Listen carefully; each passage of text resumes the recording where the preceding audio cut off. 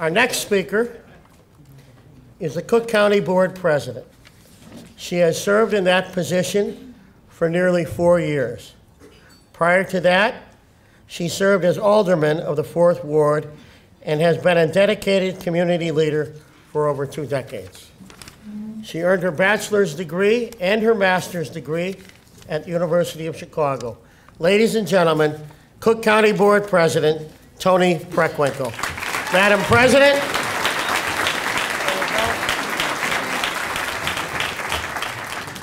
Good afternoon. Good afternoon. One more time. Good afternoon. Much better, much better. You know, I've always believed that it's my responsibility as president of the county not only to do my job as well as I possibly can, but also to provide young people, the next generation of public servants and leaders, with an opportunity to serve as well. So I was pleased to appoint Michael Masters to be in charge of Homeland Security and Emergency Management 3.5 years ago. I knew him, not personally, frankly, but by reputation from his work with the Chicago Police Department. And I was impressed by his service there and encouraged to offer him this position. I'm grateful that he was willing to take it. He's an honors graduate of the University of Michigan and a graduate of the Harvard Law School. He is also, as you may not know, a commissioned officer in the United States Marine Corps. He says he's in active reserve. Is that right? That's correct. In active reserve. He holds the rank of captain. Please welcome Michael Masters.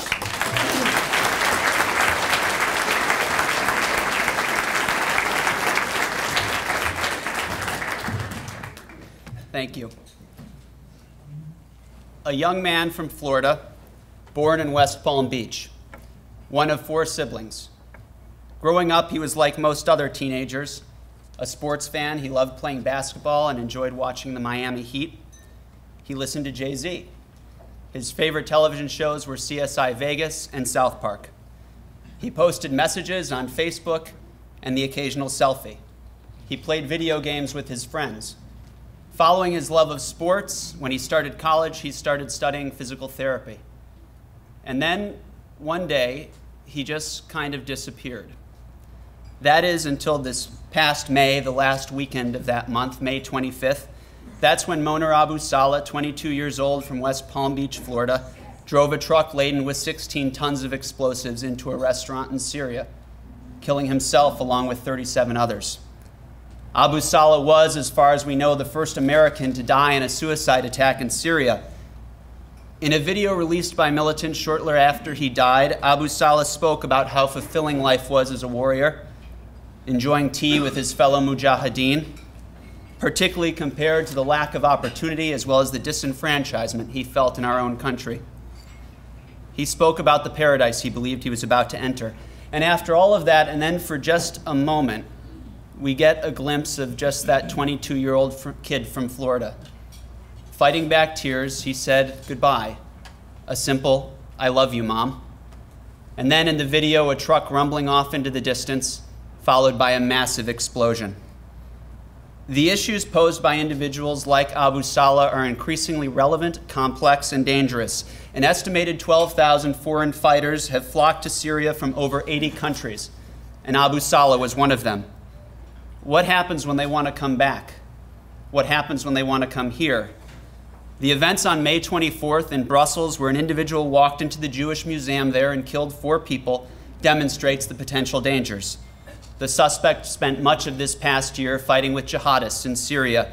Just last week, a plot disrupted in Australia where 15 individuals were detained with alleged ties to ISIS, planning the public beheadings of people on Australian streets, intending to demonstrate the now global reach of their organization and their ideology. A man arrested in upstate New York for allegedly funding and recruiting for ISIS, as well as making statements how he planned to undertake an attack here, in our country, in his country. These cases highlight the nature of the threats that we now face, at once both international and domestic, unimpeded by borders, assisted by technology, and fed by anger, extremism, disenfranchisement, or simply at times just boredom. They highlight the dramatic shifts required by law enforcement in their thought processes, tactics, and strategies. They highlight how we as a society need to address the feelings of disenfranchisement and lack of opportunity that too many young people, whether white, black, brown, rich, poor, urban, or rural, feel. How we must develop a better understanding of the ways and mechanisms in which people come to lose hope, become radicalized, or simply feel marginalized. Those feelings which lead some to a cry of martyrdom and ocean away, others to pick up a gun and walk into a school, or still others simply to join a gang right here in our own backyard. These cases also highlight something else. They highlight how, whether we're at a museum, in a school, or 6,100 miles away from someone's final act of murder, we all have a role to play in keeping our nation safe, our neighborhoods secure, and our families free from harm. From homegrown violent extremists who are affiliated with foreign terrorist organizations to those affiliated with white supremacist movements, from foreign fighters to lone wolves, from cyber attacks and active shooter events to issues like Ebola and natural hazards, the threats facing us are more broad, the connections more global, and the impacts more dangerous than ever before. Ensuring that we're able to address those threats, both man-made and natural, is a significant undertaking. The Cook County Department of Homeland Security and Emergency Management, under the President's leadership, is working in partnership with our first responders, the private, nonprofit, academic sectors, as well as most critically our community, to ensure that we can meet that challenge and address the threats, and we have made incredible progress. Today I'd like to share with you the philosophy that has driven our efforts in Cook County and how it has enhanced the safety and security of our urban area, and with that, we hope, each of us. Before I do so, I'd like to take a moment, obviously, to thank the City Club, Jay Doherty in particular, as well as all of you for being here.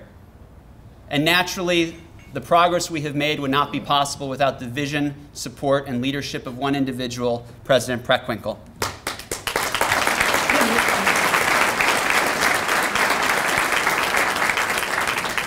I could not be more fortunate that she asked me to lead this agency in May of 2011.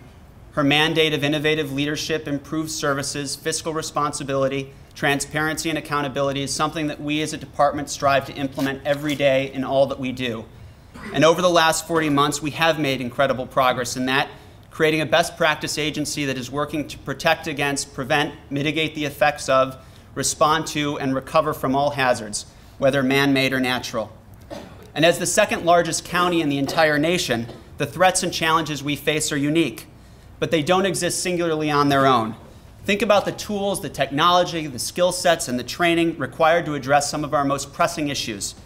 The information processes and procedures required to inform people of a weather-related event are the same ones that were used during the Boston Marathon bombings to inform residents to stay indoors. The operational response of the fire service responding to a collapsed building, whether due to an explosion or a tornado, are the same. As you look across the threat spectrum, you see this time and again. And as we have worked to reform, reorganize, and re-energize our department, we have implemented a whole community, all hazards approach. We are made stronger when we work together.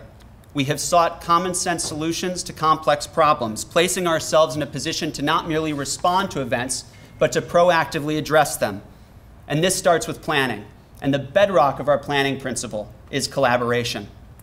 Working together, Cook County and the City of Chicago completed the first ever comprehensive, stay with me, Threat Hazard Identification and Risk Assessment, or THIRA, for our urban area.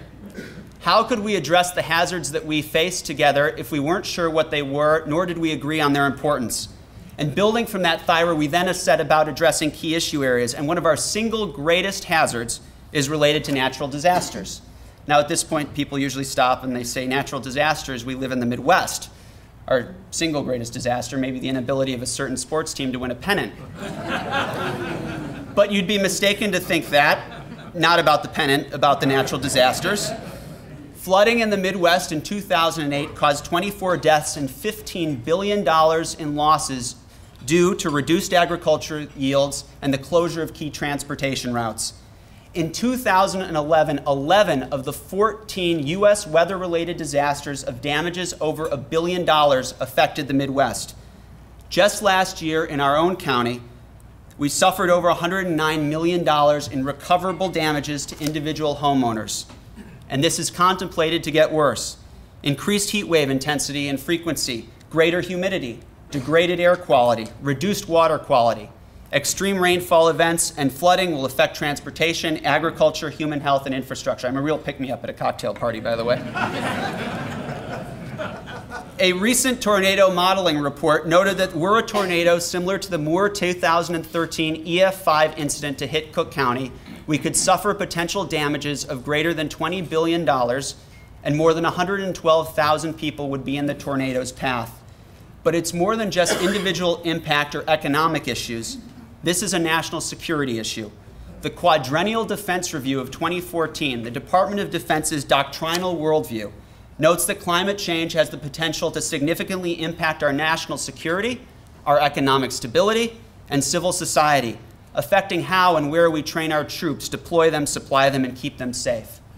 Now, prior to the president's election, the county had received federal funds to develop a multi-jurisdictional hazard mitigation plan to address the hazards we face and make funding available not just to the county, but to our jurisdictions to implement solutions for those hazards. The issue, the previous administration never did anything with those funds. We did. We went to work creating a plan, and in a sign of how far Cook County has come, we partnered with 113 out of the county's 134 jurisdictions to develop that hazard mitigation plans. I am proud to report that as of 2 weeks ago, the county has not only approved that plan, but it is one of the most robust in the nation, and it is certainly definitively the largest. And of course, while these plans are incredibly valuable, it is the partnerships that have been and continue to be built which make a difference. One of the most vital components of partnership is information sharing. In a post-9/11 world, we can't afford to hoard intelligence or silo information, and we are breaking down those silos. We've developed one of the most sophisticated web-based weather monitoring systems available, proactively informing jurisdictions when their water levels in their rivers are rising. Utilizing predictive analytics, we now pre-deploy equipment and water pumps to areas where it is historically flooding, placing our partners in a strategically advantageous position. We deployed in what we believe is a national first, an incident management system platform that is shared between the City of Chicago, Cook County, the State of Illinois, and FEMA Region 5. We have made access to that system available to every jurisdiction in our county. When used effectively, that means that bordering municipalities will know about an incident, whether an active shooter, a chemical spill, or a fire, as it happens. If the incident expands or a request for assistance comes in, people can be prepared, not only willing to assist, but ready to do so, reducing response times and potentially saving lives. Of course, it's not enough to improve situational awareness and information flow between government, however. We need to make sure that our residents, all of us and our families, have access to information. To accomplish this, we've invested in a web-enabled mass notification system that we will be deploying by the second quarter of 2015. It is the use of just such a system in Boston that allowed government to communicate effectively with residents during the aftermath of the terrorist attacks there. Now, when there's a major storm, serious traffic diversion, or a public safety issue, we will not be able to just merely inform people, we'll be able to communicate with them. What happens when we move beyond just information sharing, though? What happens when we need an actual operational response? We have continued our efforts to build a truly operational response capacity within our department, reviewing national and international best practices. This year alone, we have deployed equipment over 187 times, and we are most effective when people don't even realize that we're doing it. With water pumps, light towers, generators, and portable HVAC systems, we've assisted in preventing 911 centers from flooding, hospitals from losing power, and we've kept roads open so that emergency vehicles can get through. Our whole community all-hazard approach has allowed us to make incredible progress across issue areas, areas that matter to all of our stakeholders, particularly our residents. The notion of a whole community approach is dependent on those partnerships. As a county, under the President's leadership, and certainly within our department, we have worked to build and in some cases rebuild those relationships. Many of you who are here today, I would like to thank for your spirit of partnership as we've engaged on this project over the last 40 months. From ComEd and our continual sharing of weather and operational information to the MWRD and our interfacing on water conditions to the other county departments, we are working together more safely and effectively and smartly than ever before. I'd like to particularly recognize my partner at the City of Chicago's Office of Emergency Management and Communications, Executive Director Gary Schenkel. We have gone from that's very appropriate. We have gone from an urban area where the city and the county did not speak to an effective and strong partnership. I am grateful for Gary's leadership and his friendship in making this possible. The progress that we have made writ large would not be possible without willing partners like Gary and others and strong relationships. But we have a lot more to do. We need to strengthen the partnerships between the public and the private sectors as well as with our residents. And one of the areas where we can make the greatest difference in partnership is through training. We have done a lot over the last 3 years making training available to first responders. For the first time, we have used grant funds effectively to build props to train firemen in rescuing people from collapsed buildings, confined spaces, and burning structures. We have trained more individuals each year than the previous, creating one of the largest federally funded, grant-funded training and exercise programs in the nation. As the threats and issues that our first responders face become more and more diverse and specialized, so has our training. But it is not enough that we train first responders alone. I want you to think as a society, what is our most important asset? December 14th, 2012 was a day that started out like any other for 6-year-old Emily Parker. She and her fellow classmates were just beginning their morning in first grade when shortly after 9:30, everything changed for them and the people and families in Newtown, Connecticut. Emily wouldn't be in her church's Christmas pageant the following week. Emily's parents, Robbie and Alyssa, would never again see their little girl smile. Her younger siblings, Madeline and Samantha, would never get to play or fight with their older sister. Emily, 19 of her classmates, her principal, 5 teachers and support staff would not go home that night. Our little girl is 6. She's in the first grade too, and I could not imagine, nor should any parent have to. Our most important asset are our children, our Emilys. And while violence in our schools is not a new phenomenon, the first known school shooting was in 1764. It has gotten worse and it continues to.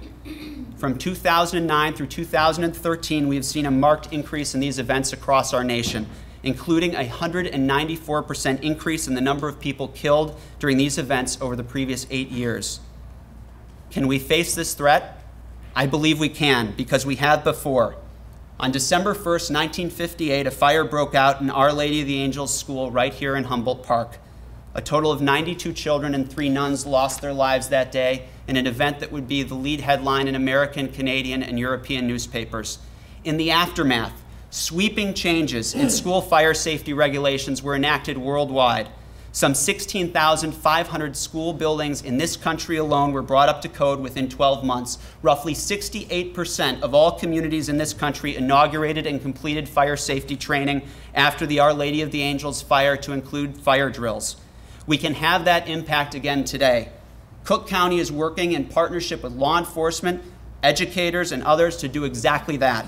We are enhancing training between law enforcement and schools, so also that first responders are not only more familiar with the facilities and cultures of the institutions that they will respond to, but so that our teachers can know what to do in the event of an attack, because it is our teachers, people who signed up to educate our children, which in every instance usually are our first responders, and they do a valiant job for one that they never signed up for.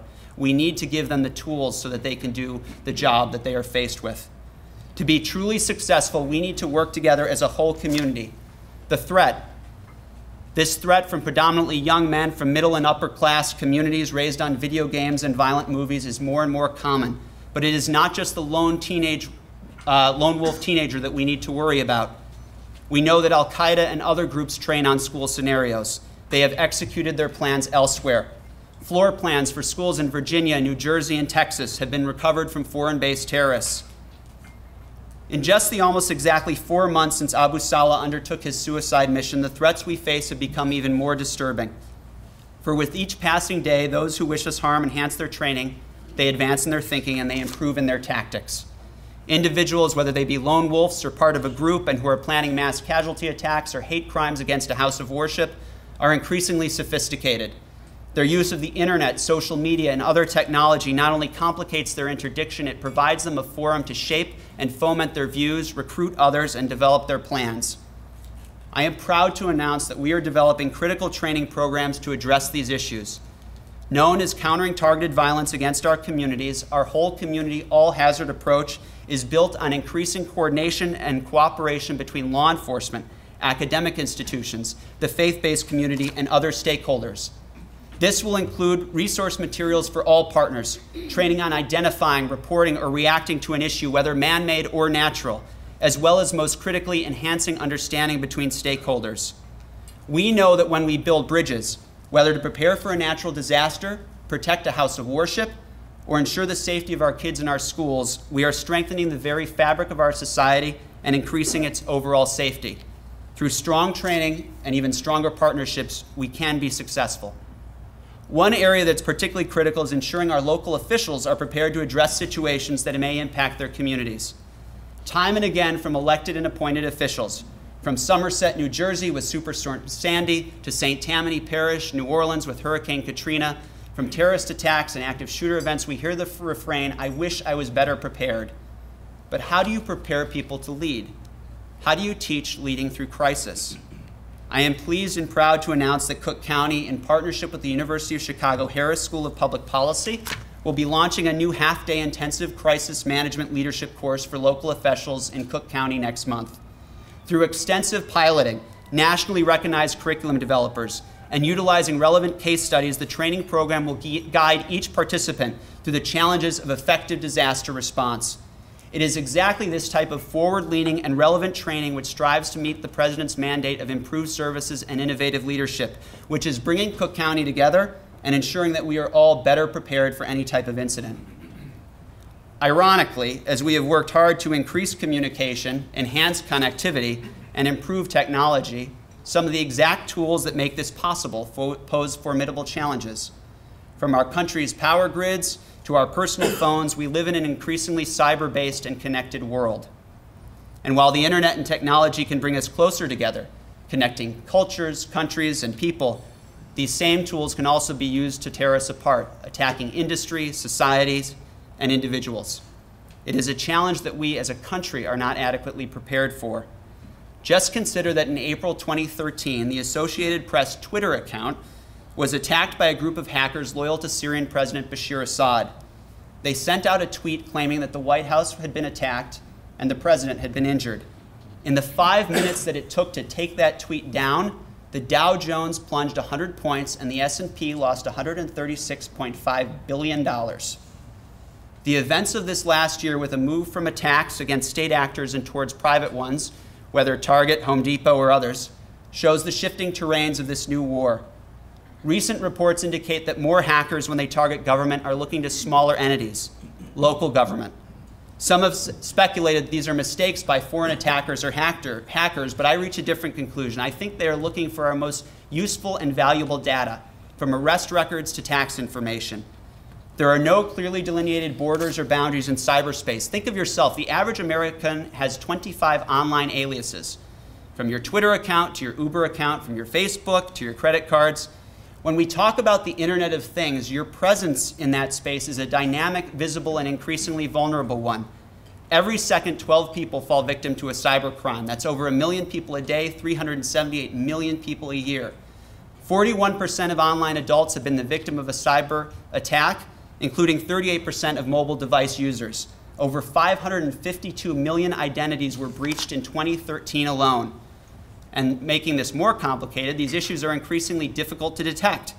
The median number of days attackers were present on a network before they were interdicted was 229. The threat may be the most critical one that we face, and it's getting worse. Consider that groups like ISIS are increasingly technologically savvy. As their use of social media increases, already far too sophisticated, you can be certain that their utilization of cyberspace for attacks will as well. In Cook County, we are addressing these threats head on. Under the leadership of the President, Mayor Emanuel, the City of Chicago and Cook County have partnered to create cybersecurity training programs for our workforces. This will better allow those of us at the local level to ensure that the essential services we provide remain uninterrupted. We are also working to mitigate the occurrence of cyber incidents and mitigate the risks associated with those incidents by addressing systemic issues and limiting potential opportunities for people to get into our systems. We are making one of the largest investments in cybersecurity to include both hardware and software of any local government in the nation, over $10 million through 3 years. Through these vital investments, hardware, software, and training, we are making Cook County more secure, and with it, you and your data. In a quote that's often attributed to George Orwell, it is said that we sleep soundly in our beds at night because rough men stand ready on the walls to visit violence against those who wish us harm. Our first responders are standing ready. You've heard me speak about our efforts. This would not be possible without the men and women in our department who are always standing ready. And while I'm honored to speak to you today, as I often say, the work is theirs, and I would like to take a moment to recognize all of them.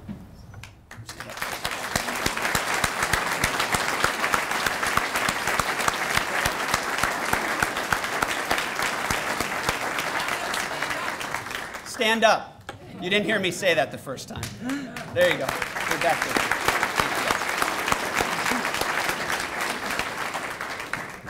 I'd also like to recognize the people that help me sleep peacefully at night. I'd like to thank my family, as well as particularly my amazing wife and a wonderful mother, Pamela. Thank you so much.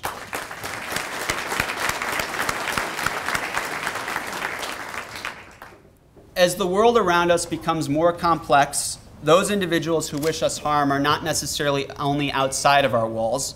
Sometimes they're already within them. Other threats, like Ebola and cyber, completely transcend the walls. Because of this, it means we must be more prepared, more ready, not separately as government and the public sector, or the private sector, or the community, but all together as that whole community. Cook County, under the President's leadership, is working to ensure exactly that. While the threats are more real and diverse than ever, working together, we will not only address the issues in front of us, we will overcome them. In the process, we will make our communities, our county, and our nation more safe and more secure. We look forward to working to meet that challenge, so let us continue together. Thank you.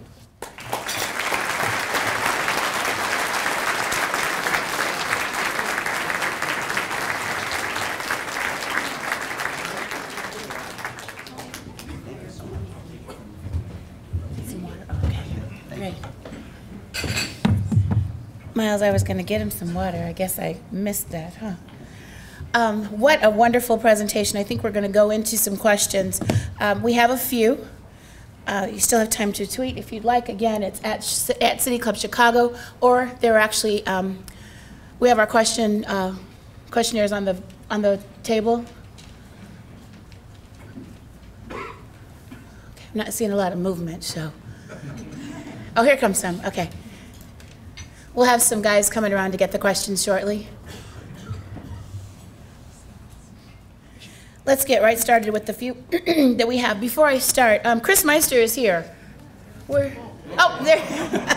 Fleeing while the question is asked. Did I just bust you out as you're walking out? I feel horrible. Because Mike was so thorough. That's what that was all about. So one of the questions, let me go with one of the ones that we had tweeted in, actually. Steve Schlick says, Mike, you mentioned Cook County partnerships. What about partnerships in surrounding counties and those in neighboring states? Great question. And our colleague, James Joseph from DuPage, is here, someone that we work with all the time.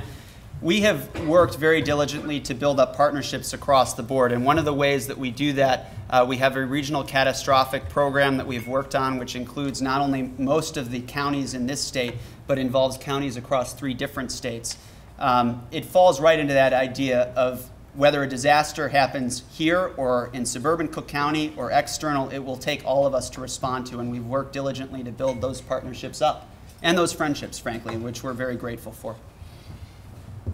Speaking of friendships, it's very clear that Cook County has it all together. I'm biased, but we do. We have a question from Sam Puglia. Are you here? Village of Westchester. He says, thank you for your recent assistance during the flood. What are, if any, plans to expand equipment sites for pickup? I suppose the perfect answer that I would give to Sam would be right one in Westchester. But we have taken an approach where in our planning mechanisms, we've looked at the county very similar to our partners at the Department of Transportation and Highways and others to divide the county into 3 zones, essentially. And then we work to strategically pre-deploy equipment to those 3 areas and have facilities to match that. So, Sam, we will have you covered, and we are very grateful for your partnership. To the extent that you can talk about water safety, what are some of our plans going forward with respect to water safety, seeing as how we do have that big pool of water to the east?